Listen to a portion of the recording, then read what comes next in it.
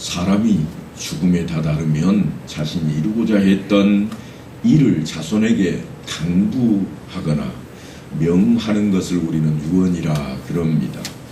하지만 유언은 자녀들에 의해서 때로는 덕담 정도에 머물러 버리기도 하고 어떤 때는 가훈이 되어서 후대에 멀리 전해지고 그 가문이 대를 이어서 지켜온 것들도 있습니다. 매년마다 봄이 되면 철향이라 하는 꽃향기가 마을을 진동합니다. 그런데 사자성어에도 그 내용을 담고 있는 그러한 글들이 있습니다.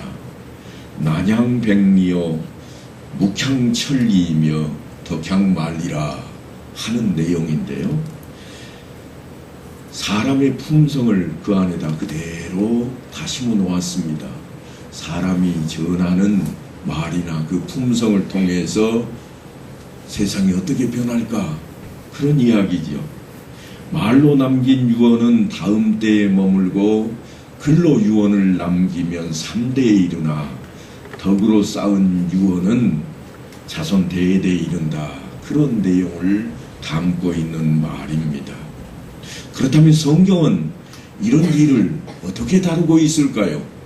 세상 사람들도 그렇게 유언에 대해서 귀하게 여기고 있는데 과연 성경은 우리에게 유언에 대해서 무슨 말씀을 하고 있을까요? 아브라함의 죽음은 아주 평범하게 그려져 있습니다.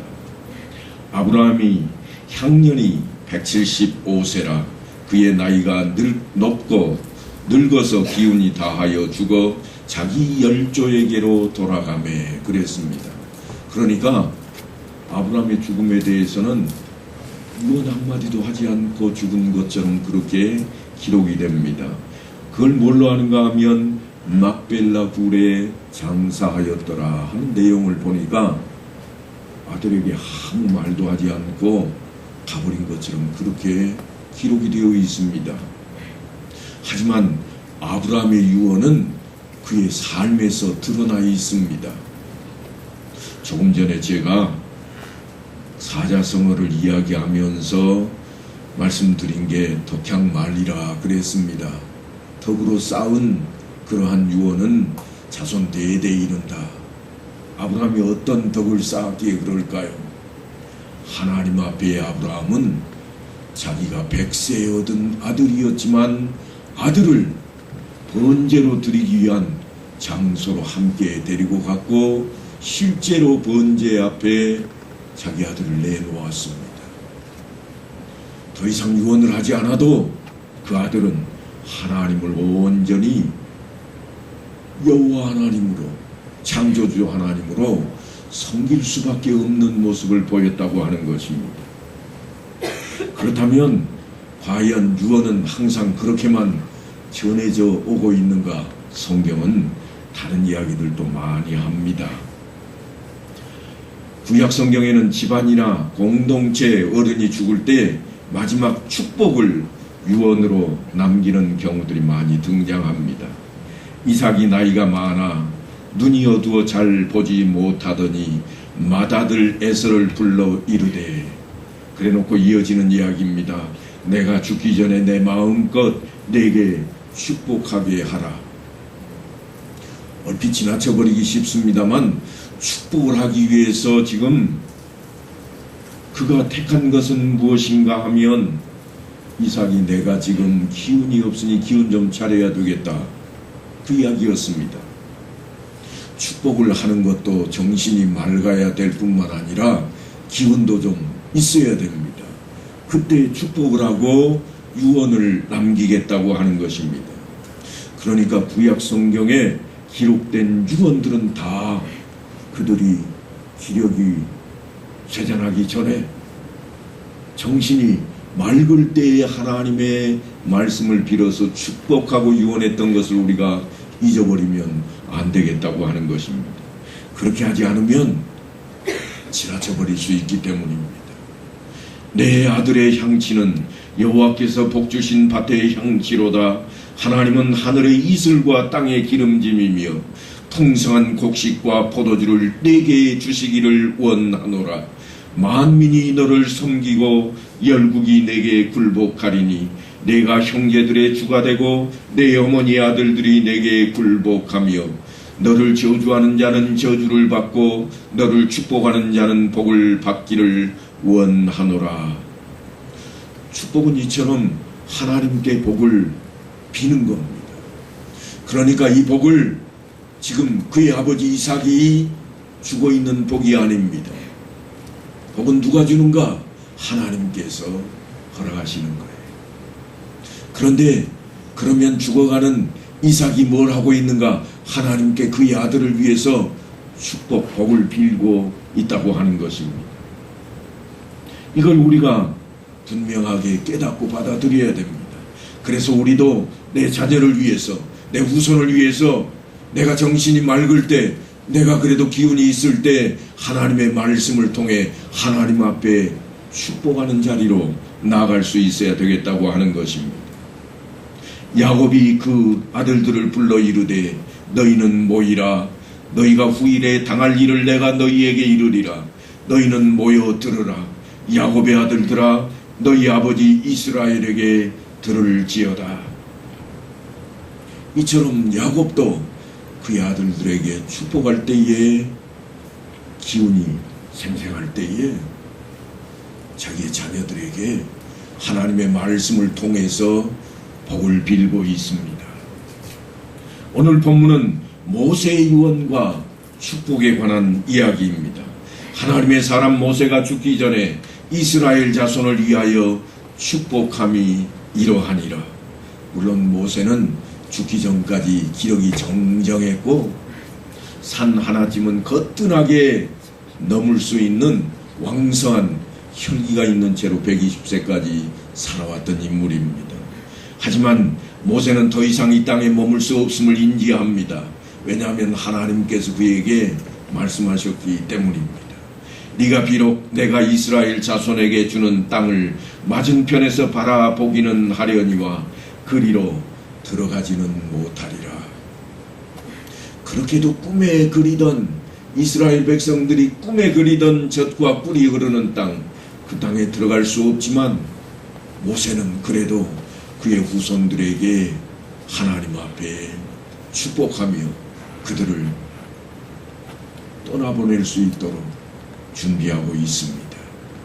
그래서 자기 앞에 모여있는 이스라엘 백성들을 향해 지금까지는 건너가서 차지할 땅, 젖과 꿀이 흐르는 땅 가나안에 들어가서 살아갈 때에 어떻게 살 것인가, 지켜야 할 하나님의 말씀을 전하였다면 이제는 그들과 더 이상 함께할 수 없으므로 유언적인 축복을 더하고 있습니다.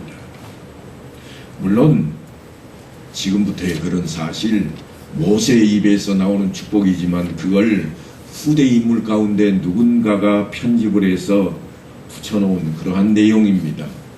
뭘 보고 그걸 아는가 하면 1절에 보니까 하나님의 사람 모세라 지칭을 했고, 또한 2절에 가서는 모세를 가리켜서 그가 일렀으되 그렇게 표현을 해 놓았습니다. 여호와께서 시내산에서 오시고 세일산에서 일어나시고 바란산에서 비추시고 1만 성도 가운데 강림하셨고 그의 오른손에는 그들을 위해 번쩍이는 불이 있도다. 여호와께서 백성을 사랑하시나니 모든 성도가 그의 수중에 있으며 주의 발 아래 앉아서 주의 말씀을 받는도다. 사랑하는 이스라엘 백성들, 나의 후손들이여, 너희는 하나님 발 앞에 항상 머물러 있으라. 이 말씀이 뭘까요? 뭘 의미할까요? 하나님의 발 앞에 머문다고 하는 것은 우리가 흔히 요즘 젊은 세대들이 사용하는 호람대오의 삶을 의미합니다. 하나님 면전에 하나님 앞에 있으라는 겁니다. 하나님 앞에 있겠다고 하는 것은 뭘로부터 시작인가 하면 항상 맨 처음 가장 중요한 것이 죄사함을 받는 것입니다. 죄사함이 없이는 하나님 앞에 머물 자가 아무도 없습니다. 흔적도 없이 소멸되어 버릴 것입니다. 그러므로 죄사함을 통해서 먼저 하나님 앞에 있어야 할 것인데 오늘날 우리에게는 예수 그리스도께서 우리의 죄값을 대신함으로 십자가의 그 공로의 보혈로 말미암아서 우리는 하나님 앞에 설 수 있게 되었다고 하는 놀라운 은총이 있습니다. 그래서 우리는 하나님을 아버지라 부를 수 있고, 그래서 우리는 하나님 앞에 그 발 앞에 말씀을 통해 늘 살아갈 수 있는 귀한 기회를 얻은 자들입니다. 그리고 오늘 본문은 또한 이렇게 이어갑니다. 모세가 우리에게 율법을 명령하였으니 야곱의 총회의 기업이로다. 여수론에 왕이 있었으니 곧 백성의 수령이 모이고 이스라엘 모든 지파가 함께한 때로다. 여수론이라 하는 이 말은 다른 말이 아닙니다. 이스라엘에 대한 애칭입니다. 하나님 나라가 이렇게 표현되고 있습니다. 그리고 12지파에 대한 축복의 내용이 장황하게 펼쳐져 있습니다. 저는 오늘 그 가운데 레위지파와 시몬지파에 대한 이야기를 나누고 싶습니다. 창세기 전반부에 보면 야곱이 그의 아들들을 불러 이르되 너희는 모이라. 너희가 후일에 당할 일을 내가 너희에게 이르리라.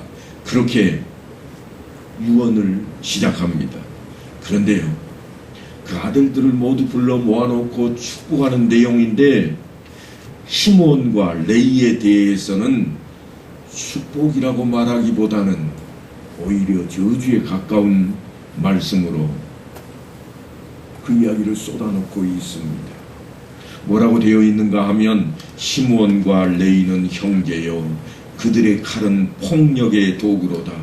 내 호나 그들의 모의에 상관하지 말지어다. 내 영광아 그들의 집회에 참여하지 말지어다. 그들이 그들의 분노대로 사람을 죽이고 그들의 혈기대로 소의 발목 힘줄을 끊었음이로다. 그 노여움이 혹독하니 저주를 받을 것이요 분기가 맹렬하니 저주를 받을 것이라. 내가 그들을 야곱 중에서 나누며 이스라엘 중에서 흩으리로다.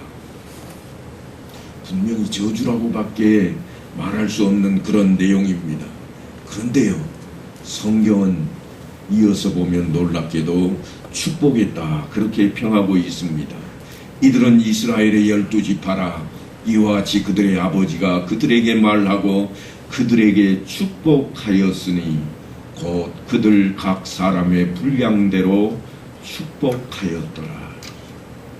축복했다고 그렇게 이야기합니다. 그러니까 우리에게는 저주로 보이지만 그렇게 말할 수밖에 없는 이유가 있었다고 하는 것입니다. 대간절 무슨 일이 벌어졌기에 야곱이 죽어가면서까지 아들들에게 그렇게 저주에 가까운 축복을 하고 있을까요? 레아가 야곱에게 낳은 딸 디나가 그 땅의 딸들을 보러 나갔더니 하고 창세기 34장에는 세겜 사건을 이야기해 놓고 있습니다. 이 세겜 사건이 문제입니다. 아주 사소한 것 같지만 사건이 벌어지고 말았습니다. 세겜은 디나를 엿보이고 난 후에야 그녀에게 청혼을 합니다. 하몰이 그들에게 이르되 내 아들 세겜이 마음으로 너희 딸을 연연하여 하니 원하건대 그를 세겜에게 주어 아내로 삼게 하라. 하지만 사실 이스라엘에는 불문율이 하나 있습니다. 그게 뭔가 하면 그들과 혼인하지 말지니 네 딸을 그 아들들에게 주지 말 것이요 그 딸로 내 며느리를 삼지 말 것은 그가 내 아들을 유혹하여 그로 여호와를 떠나고 다른 신들을 섬기게 하므로 여호와께서 너희에게 진노하사 갑자기 너희를 멸하실 것임이니라. 불문율로 지켜오는 내용입니다. 물론 수도 없이 이스라엘 백성들은 이것을 어깁니다. 지혜의 왕이라고 했던 솔로몬마저도 어기고 마합니다. 그래서 무슨 일을 당하는가? 하나님께로부터 강하게 저주에 가까운 그러한 일들을 당하게 되는 겁니다. 그런데요, 아무리 사랑해도 안 된다고 하는 이 일이 있었지만 그럼에도 불구하고 세겜은 디나와 더 결혼하고 싶어 했습니다.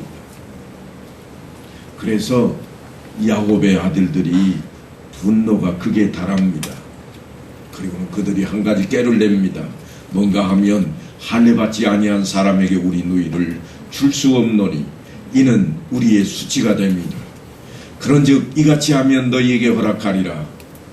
이 제안이 그럴듯해 보이지만 사실 할례라고 하는 것이 보통 일이 아닙니다. 물론 이스라엘 백성은 할례를 통해서 구별된 사람들입니다.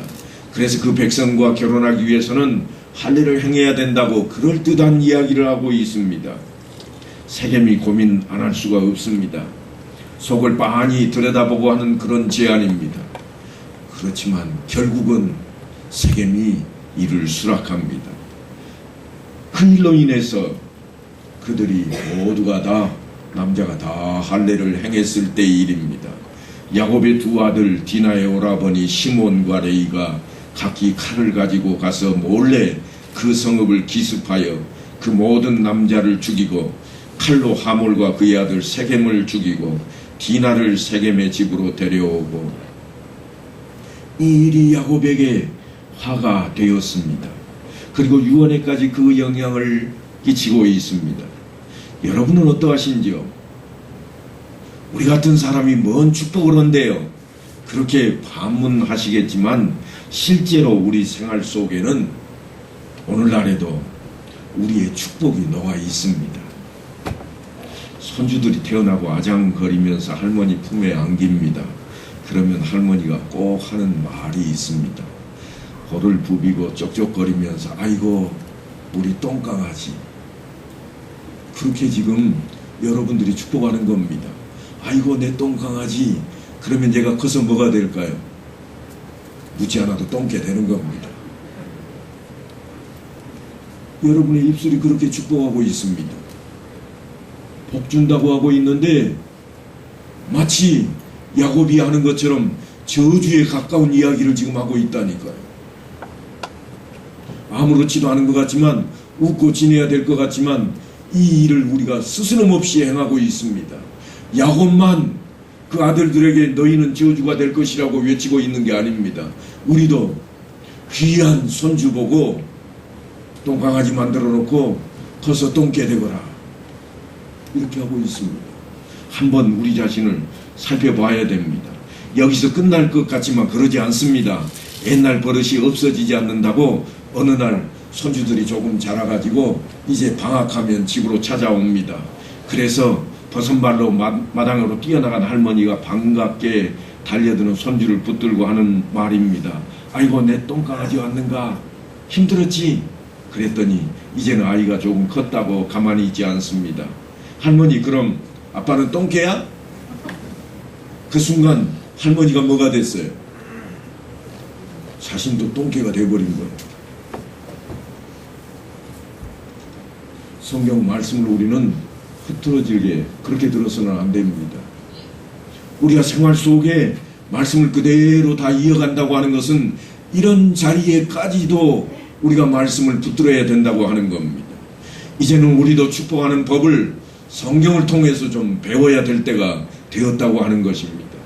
보라 내 언약이 너와 함께 있으니 너는 여러 민족의 아버지가 될지라. 이제 후로는 내 이름을 아브라함이라 하지 않고 아브라함이라 하리니 이는 내가 너를 여러 민족의 아버지가 되게 함이니라.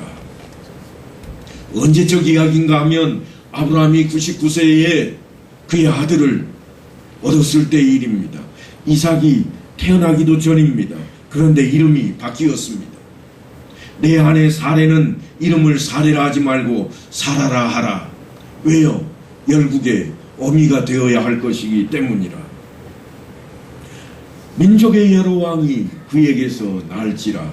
이 정도는 되어야 축복 아니겠습니까? 그저 이름을 바꾸는 정도로 보일지 모르지만 사실은 전혀 그렇지 않습니다. 한 가정에 아이가 태어나면 요즘도 우리가 아이 이름을 뭘로 지을까 많이 고민들을 합니다. 그래서 할아버지에게 또는 아버지가 직접 아니, 요즘은 부부가 잘 상의를 해서 아이 이름을 짓습니다. 아이 이름을 지을 때 우리는 그냥 대충 짓지 않습니다. 옛날에는 대충 짓기도 했어요. 그런 때가 있었습니다. 하도 아이가 많다 보니까 그만 낳으라고 끝둥이 그렇게 짓기도 했고요. 막내라고 막둥이, 첫째는 일남이, 이남이, 삼남이 이렇게 지었던 때도 있습니다만 그만큼 생명의 귀중성을 우리가 모르고 살아왔다고 하는 것입니다. 이제는 우리 후손들이 어떻게 살아가야 할 것인가 하는 것을 이름 속에도 다 채워 넣어서 그들을 통해서 하나님의 나라가 형성되어 갈 수 있도록 우리가 해야 되겠다고 하는 것입니다. 그래서 아브라함아 이렇게 부른다고 하는 것은 열국의 아버지여 그렇게 부르는 겁니다. 세상 나라의 왕이라 그렇게 이름으로부터 만들어가고 있습니다. 물론 구약 성경에 등장한 유명한 일화 가운데 야곱에 대한 이야기도 없잖아 있습니다. 야복 강가에서 하나님과 씨름하던 사건이 있는데 그 씨름 사건은 사실 야곱이 도전장을 내민 게 아닙니다. 야곱은 홀로 남았더니 어떤 사람이 날이 새도록 야곱과 씨름하다가 그럽니다. 이 어떤 사람이 누군가 하면 하나님의 천사입니다. 하나님께서 걸어온 싸움입니다. 그가 이르기를 내 이름을 다시는 야곱이라 부를 것이 아니요 이스라엘이라 부를 것이니 이는 내가 하나님과 및 사람과 겨루어 이겼음이니라. 이스라엘아 앞으로는 그렇게 부르겠다고 하는 겁니다. 히브리인들은 자신들이 자녀를 낳을 때 그 당시 상황을 의미에 담아서 이름을 짓습니다. 그래서 야곱이라는 이름도 어머니 리브가가 쌍둥이를 잉태해서 그 형인 에서의 발꿈치를 잡고 있는 모습을 통해 이름을 야곱이라 그렇게 지었습니다. 발꿈치를 잡다 그런 의미도 있지만 딴지를 건다 그런 뜻도 있습니다. 그러니까 이름이 그렇게 엄청난 일을 해야 되는 겁니다. 하지만 그런 야곱이 하나님과 대면하며 살아왔습니다. 하나님으로 다스릴 것이니라 하는 이름으로 그 이름이 바뀌었기 때문입니다. 하나님에 의해 다스려진다. 그 말은 뭔가 하면 하나님은 왕이시라. 이게 이스라엘입니다. 그래서 누구든지 이스라엘아 하고 부르면 그는 벌써 하나님께서 너를 책임지신다는 뜻으로 이름을 부르고 있는 것입니다. 그렇게 하나님께서 그의 이름을 이스라엘이라 부르기 시작한 그 장소를 이스라엘이 뭐라고 명명했는가 하면 푸니엘이라 그랬습니다. 푸니엘 이 말은 뭔가 하면 엘이라는 건 하나님을 엘로힘을 뜻합니다. 앞에 푸니 하는 말은 하나님 면전이라 그런 뜻입니다. 하나님 면전에 자기가 있었는데 죽지 않고 살았다는 거예요. 죄가 없지 않았는데 죽지 않고 살았던 야곱이 그 장소를 푸니엘이라 그렇게 지었습니다. 그리고 하나님은 그에게 이스라엘이라 그렇게 이름을 바꾸어 주셨고 하나님의 약속이 그에게 임합니다. 이스라엘의 이름으로 존귀히 여김을 받으리라. 우리가 정하는 것이 아닙니다. 오롯이 하나님께서 우리를 향해 사랑하심으로 드러내는 그러한 축복입니다. 그래서 이사야 선지자는 나의 택한 자 이스라엘 곧 너를 위하여 내 이름을 불러 너는 나를 알지 못하였을지라도 내게 칭호를 주었노라 하신 하나님을 찬미하게 되는 것입니다. 이야기는 구약시대에만 한정되어 있는 것이 결코 아닙니다. 신약시대에도 동일하게 하나님의 축복으로 함께 하십니다. 베드로 사도가 우리에게 이렇게 전합니다. 너희는 택하신 족속이요 왕같은 제사장들이요 거룩한 나라요 그의 소유가 된 백성이니 이는 너희를 어두운 데서 불러내어 그의 기이한 빛에 들어가게 하신 이의 아름다운 덕을 선포하게 하려 하심이라. 하나님의 사람이라는 겁니다. 이제 야곱의 축복 이야기로 좀 다시금 돌아갑니다. 세겜 사건으로 인해서 시몬과 레이가 저주 속에 빠져버렸습니다. 하지만 모세의 축복에 가면 놀랍게도 변화의 바람이 부웁니다. 레위에 대하여는 일러스되 주의 둠밈과 우림이 주의 경건한 자에게 있도다.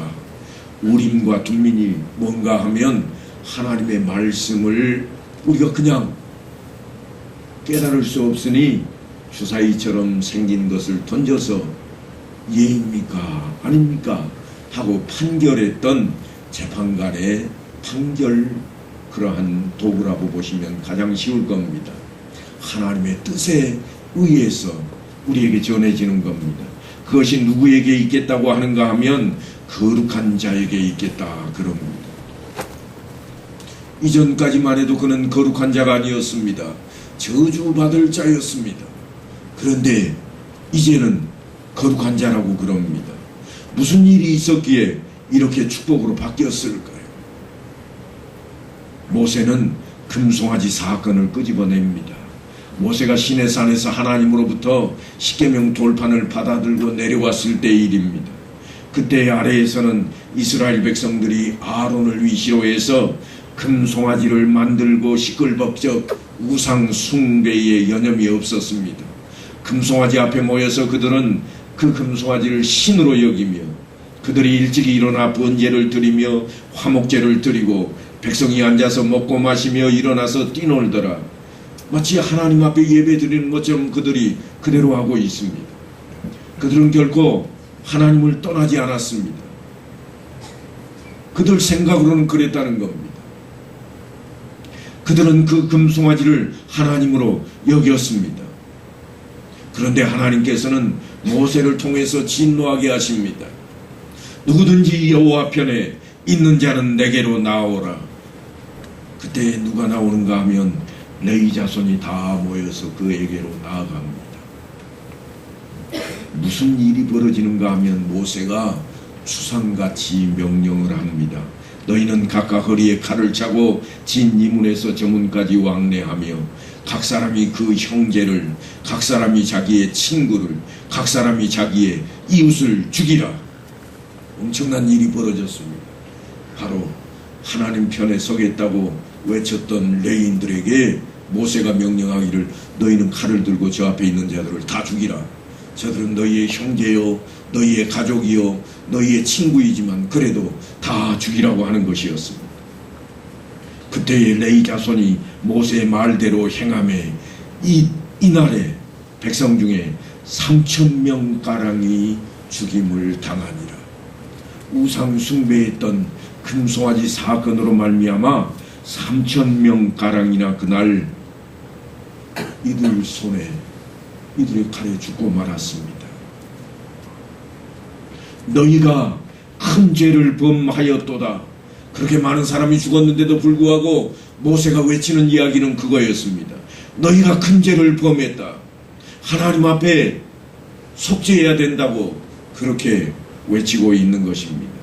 그리고 레위 사람들에게 대해서는 모세가 이르되 각 사람이 자기 아들과 자기의 형제를 쳤으니 오늘 여호와께 헌신하게 되었노라. 너희가 헌신했다. 여러분, 오늘날 우리는 종종 기관들이 헌신 예배를 드립니다. 그 헌신 예배가 어디로부터 시작인가 하면 바로 이 레위 자손들로부터 시작입니다. 하나님의 말씀이라면 우리가 무엇이든지 듣겠나이다 하고 다짐하는 시간이 헌신 예배 시간이기 때문입니다. 그런데 오늘 보니까 레위 자손들이 무슨 일을 하고 있는가 하면 자기 친족들, 자기 친구들, 자기 이웃들을 칼로 죽이는 일을 하고 있습니다. 무엇 때문에? 우상 숭배했던 일 때문에. 그리고 그 일을 행했더니 모세가 레위 자손들에게 전하는 말씀이 뭔가 하면 오늘 너희에게 복을 내리시리라 그럽니다. 지금까지는 너희가 저주 속에 살아왔지만 이제 오늘 이 일로 인해서 너희는 복을 받게 될 것이라. 그리고 이어지는 말씀이 오늘 본문입니다. 그는 그의 부모에 대하여 이르기를 내가 그들을 보지 못하였다 하며 그의 형제들을 인정하지 아니하며 그의 자녀를 알지 아니한 것은 주의 말씀을 준행하고 주의 언약을 지킴으로 말미암음이로다. 그러니까 그냥 그들이 복을 받은 게 아니에요. 하나님을 떠나버린 자기 형제 자매, 하나님을 떠나버린 부모 자식들까지도 다 하나님 앞에 하나님의 명령대로 행한 레위 사람들이었습니다. 그들의 믿음은 그냥 단순한 게 아니에요. 우스운 믿음이 아닙니다. 적당히 믿는 그런 믿음이 아닙니다. 기왕이면 다홍치마의 그런 믿음이 결코 아니었습니다. 그들에게는 아주 중요한 제사장 임과 그 이후로 하나님에 의해서 부여됩니다. 그리고 축복이 이어지는데 아주 놀랍습니다. 여호와여 그의 재산을 풍족하게 하시고 그의 손의 일을 받으소서. 그를 대적하여 일어나는 자마다 미워하는 자의 허리를 꺾으사 다시 일어나지 못하게 하옵소서. 그의 손의 일을 받으라 이 말은 뭔가 하면 그의 손에 한 일이 뭔가 하나님을 떠나고 하나님의 명령을 어긴 자들을 가차없이 하나님의 뜻대로 징벌한 일입니다. 우상 숭배하는 일이었습니다. 우상 숭배하는 일로 그에게 다가오는 자는 앞으로도 그렇게 처리할 수 있게 해달라고 하는 것이었습니다. 하지만 여러분, 시므온은 모세의 축복에서 사라져버립니다. 기록에는 누락되어 있지만 아마도 시딤 사건이 작용했을 겁니다. 시므온이 어떤 모습으로 이스라엘 앞에 하나님 앞에 보였었는가 하면 이스라엘이 시딤에 머물러 있더니 그 백성이 모압 여자들과 음행하기를 시작하니라. 성경이 그렇게 보고를 하고 있고 모세가 이스라엘 재판관들에게 이르되 너희는 각각 바알부올에게 가담한 사람들을 죽이라 하니라. 그렇게 바알부올 우상 숭배하는 자들을 죽이라고 명령하는 그때에 한 사람이 이방 여인을 데리고 진영으로 들어옵니다. 이스라엘 자손의 온 회중이 해망문에서 울 때에 이스라엘 자손 한 사람이 모세와 온 회중 눈앞에 미디안의 한 여인을 데리고 그의 형제에게로 온지라. 그래서 분연히 일어났던 한 사람이 있습니다. 제사장 아론의 손자 엘르아살 그의 아들인 비느하스가 이스라엘 남자를 따라 그의 막사에 들어가 이스라엘 남자와 그 여인의 배를 꿰뚫어서 두 사람을 죽이니 연병이 이스라엘 자손에게서 그쳤더라. 그 연병으로 죽은 자가 24,000명이었더라. 이때에도 우상 숭배로 인해서 24,000명이나 되는 이스라엘 백성들이 전염병으로 죽어나가고 말았습니다. 그러니까 여러분, 우리가 그냥 허투루 말씀을 대해서는 안 될 것입니다. 그 전염병을 멈추게 했던 자가 비느하스였습니다. 그리고 하나님께서 내가 그에게 내 평화의 언약을 주리니 그와 그의 후손에게 영원한 제사장 직분의 언약이라. 그에게 언약을 맺고 있습니다. 레위 가문과 제사장직을 그대로 지키기로 하고 있습니다. 하지만 시므리는 반대였습니다. 시므리가 누군가 하면 아까 그 한 여인, 이방 여인을 데리고 진영으로 들어왔던 사람입니다. 죽임을 당한 이스라엘 남자 곧 미디안 여인과 함께 죽임을 당한 자의 이름은 시므리니 살루의 아들이요 시므온인의 조상의 가문 중 한 지도자이며 죽임을 당한 미디안 여인의 이름은 고스비이니 수리의 딸이라. 수르는 미디안 백성의 한 조상의 가문의 수령이었더라. 그러니까 시므온 지파의 지도자였던 시므리 때문에 사실은 이처럼 저주가 풀리지 않는 그러한 가문도 있었다고 하는 것입니다. 사랑하는 성도 여러분, 우리는 오늘 야곱으로부터 저주에 가까운 그런 축복을 받았지만 모세를 통해서 회복된 새로운 축복을 받아 누린 레이지파를 만나게 되었습니다. 그들의 변화된 신앙이 축복의 내용을 달리하는 놀라운 모습이 되었습니다. 우리도 동일하게 저주에 가까운 코로나 시대를 살고 있습니다. 세상 모두가 다 당시의 연병처럼 코로나 때문에 많은 사람들이 죽어나가고 있습니다. 이러한 때에 하나님 앞에 우리가 어떻게 해야 할 것인가? 우상 숭배를 다 내던지고 벗어버리고 하나님 앞으로 나서야 된다고 하는 것입니다.